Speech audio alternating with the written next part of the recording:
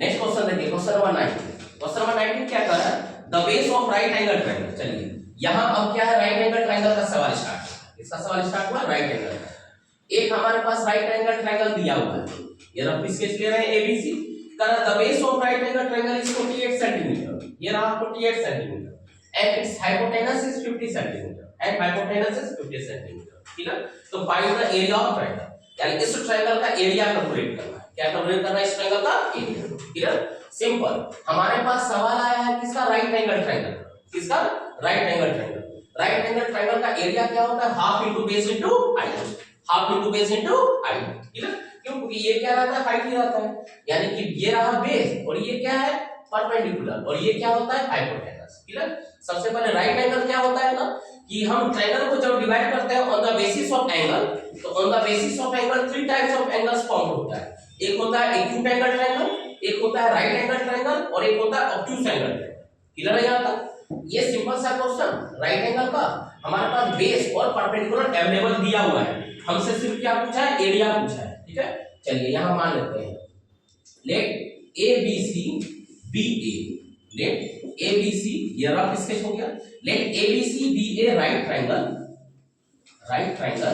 ठीक है, right angle, right angle at, right angle कहां पे है, बी पे। ठीक है, सच दैट, सारा इंफॉर्मेशन लिखना पड़ेगा, सच दैट, इसमें बेस क्या है हमारा, such that base, base equal to 48 centimetre and hypotenuse दिया है, हाइपोटेनस इज कितना सेंटीमीटर, 50 सेंटीमीटर। क्लियर है, यानी कि therefore BC equal to 48 centimetre और AC इक्वल टू कितना सेंटीमीटर दिया गया, 50 सेंटीमीटर। क्लियर है यहां तक? अब इसमें क्या करेंगे, पाइथागोरस थ्योरम लगाएंगे, तब हमारे पास क्या कैलकुलेट होगा, परपेंडिकुलर। तो डायरेक्ट आप लिख सकते हैं, नाउ इन ट्रायंगल ABC में कैलकुलेट किसको करना है, AB कैलकुलेट करना है। तो इन ट्रायंगल ABC में AB square equal to AC square minus BC square, AC square यानी 50 का स्क्वायर और ये क्या हो गया 48 का, ये क्या होता है 2500, ये क्या होता है 2304। अगर याद नहीं है ये स्क्वायर क्लास 8 में पढ़ाई होता है।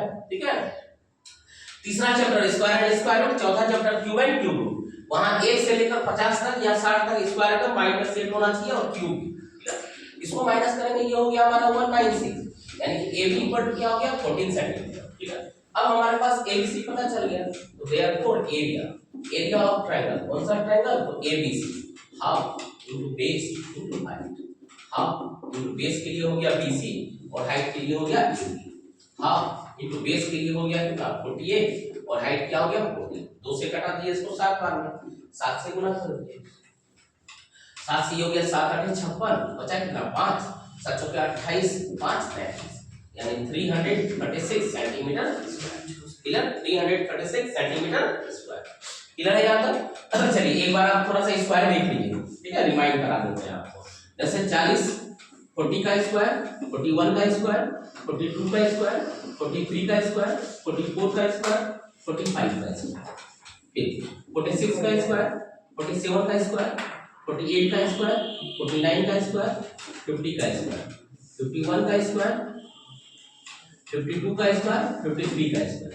क्लियर, यहां पे देखिए पहले 40 का स्क्वायर क्या होता है, सिंपल सा 1600, फिर यहां पे लिखते जाइए 17 18 19 20 21,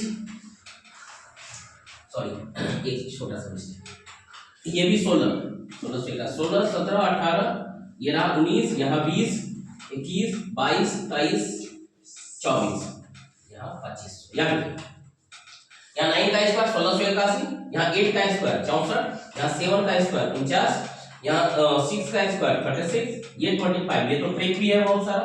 ठीक है, उसके बाद क्या हो जाएगा आपको 2116, 2209, 2304, उसके बाद ये क्या हो गया 49 का स्क्वायर 23, 2401। क्लियर यहां तक? अब यहां वाले में देखिए क्या होता है, यहाँ 2500 हो गया, ये 2601, कितना 2702, सॉरी 2702 नहीं 2704, 2809, इस तरह से आगे बढ़ेगा। 54 का स्क्वायर, 55 का स्क्वायर, 56 का स्क्वायर, 57 का स्क्वायर, 58 का स्क्वायर, 59 का स्क्वायर, 60 का स्क्वायर। बस यहाँ पे याद रखिए 3600, यहाँ तक कहाँ आ गया 28, ये रहा 29, ये रहा 30, 31, 32, 33, ये लास्ट हो गया 34। यहाँ 9 का स्क्वायर, यहाँ पे 16 का स्क्वायर, ये 25, ये 36, ये 49, ये 8 64, ये 9 9 81। यहाँ तक क्लियर है। एक ट्रिक और क्या है, जैसे बता चुके हैं 85 into 85 क्या होता है, 5 गुना 5 25, 8 गुना 9 8 9 क्या होता है 72, यानी 8 गुना 9 अगला नंबर। एक और बताते हैं, इसके बाद आपसे पूछ लेते हैं।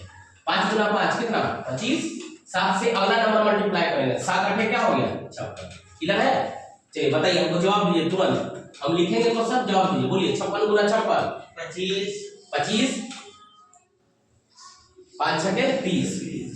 क्लियर है। चलिए कॉपी कीजिए सब।